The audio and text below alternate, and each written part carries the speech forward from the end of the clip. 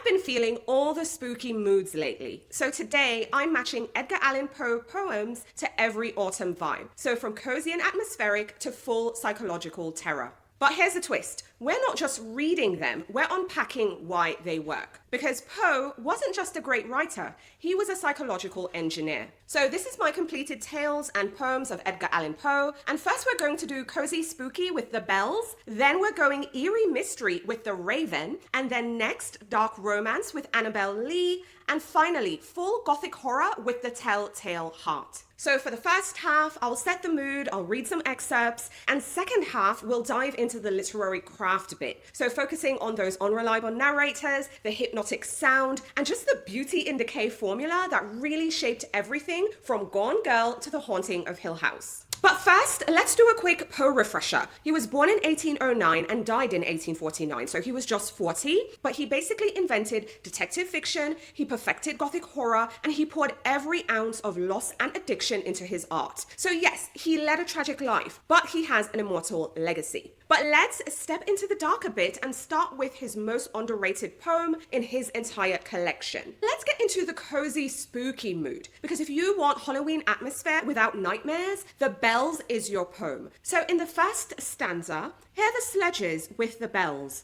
silver bells. What a world of merriment their melody foretells. How they tinkle, tinkle, tinkle in the icy air of night, while the stars that oversprinkle all the heavens seem to twinkle with a crystalline delight. This bit is definitely light and kind of sing-songy, but as we progress to the second stanza, hear the mellow wedding bells, golden bells. What a world of happiness their harmony foretells. This is definitely more warm and glowing. But now we move on to brazen bells in the third stanza. Hear the loud alarum bells, brazen bells. What a tale of terror now their turbulency tells. This is definitely, a bit sharper, but going down to the fourth stanza. Hear the tolling of the bells, iron bells. What a world of solemn, though their melody compels. This is definitely more weighty and kind of heavy, if I'm quite honest. And if you notice, you see how we travel from the silver joy to more iron grief. And I feel like this is the essence of cozy spooky. It has that safe darkness, controlled fair, borderline hocus pocus energy, but not The Shining. Now, if you're ready for something more mysterious, something that ends with a single word echoing, then we are moving on to The Raven. Now, The Raven is definitely more that eerie, mysterious mood. It really focuses on grief and obsession, maybe a bit of madness. I think The Raven gives us all three. Now, this poem really opens with very strong atmosphere. The first line is, "Once upon a midnight dreary, while I pondered weak and weary." Now, for me, the midnight is really setting in. But as we move on a bit, and we really get into the entrance of it all, in there stepped a stately raven of the saintly days of yore. This is really leaning into curiosity, I feel. And then the narrator asks its name and the bird says, "Nevermore." And that in itself is so iconic. But then it spirals. It says, is there balm in Gilead? Tell me, I implore.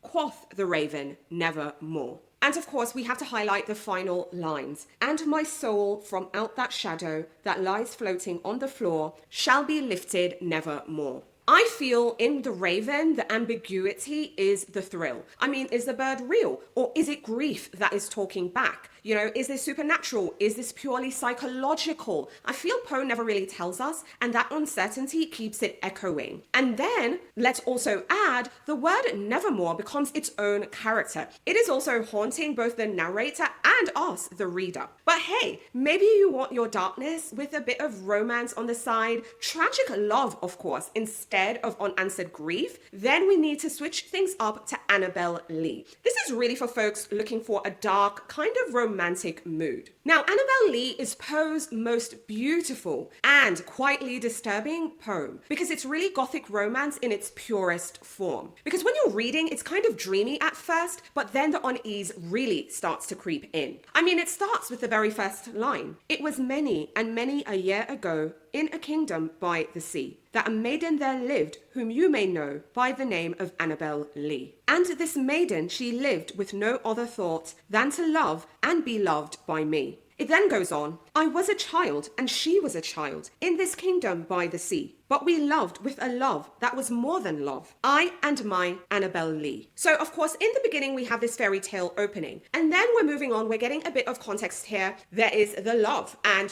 we're noting their age because of course they're children. But then in true Poe fashion, it moves on to the tragedy, because as we read further, it then goes to say, the angels, not half so happy in heaven, went envying her and me. Yes, that was the reason, as all men know, in this kingdom by the sea, that the wind came out of the cloud by night, chilling and killing my Annabel Lee. But, of course, it doesn't end there. Now we're going on to the bit with the haunted devotion to Annabel Lee. So then it goes on to say, for the moon never beams without bringing me dreams of the beautiful Annabel Lee. And the stars never rise, but I feel the bright eyes of the beautiful Annabel Lee. And so, all the night tide, I lie down by the side of my darling, my life and my bride. In the sepulchre there by the sea, in her tomb by the surrounding sea. That for me was very much an unsettling end. Okay, so we have the devotion, but then it just ended there. And boy, I have to say, it is dark. And I will say, when I first read it, I was like, oh, this is so swoon worthy. But with the second read, I was like, wait, they were children when this started,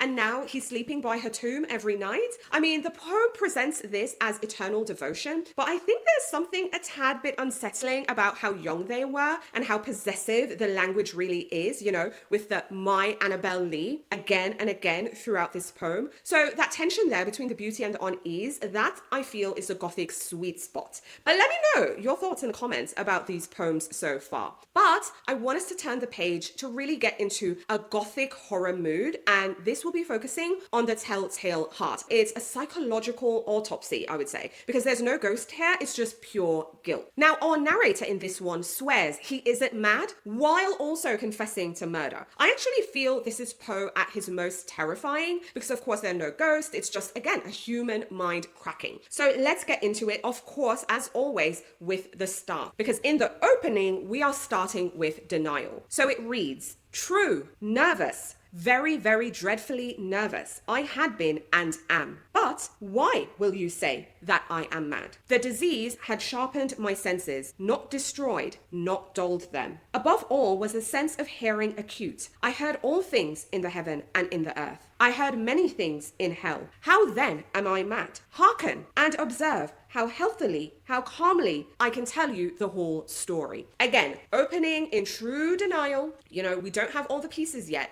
But again, declaring I am not mad. But of course, we have to get into the I, because then he goes on to say, he had never wronged me. He had never given me insult. For his gold, I had no desire. I think it was his eye. Yes, it was this. One of his eyes resembled that of a vulture, a pale blue eye with a film over it. So he is saying, hey, I did this because of this person's eye. But let's get into the murder night when it actually happened, because this is where it really goes left. Because then it goes on to say, I swore. I swung the chair upon which I had been sitting, and it grated upon the boards, but the sound arose over all and continually increased. It grew louder, louder, louder, and still the men chatted pleasantly and smiled. I was like, okay, this is getting really, really, really dark. But then the break comes, and this is how it ends. Villains, I shrieked, dissemble no more. I admit the deed. Tear up the planks. Here, here. It is the beating of his hideous heart. And I mean, of course, it isn't an actual heart that's beating. It isn't real. It is guilt personified. And basically watching someone insist that they're sane while they're also unraveling in real time and saying, okay, this is what I did. I am now confessing. I think that is peak Gothic horror. So now that we've covered all the moods, let's talk a bit more about why they work. Now, I think there are 3 core techniques, I think there's maybe a 4th, a bonus,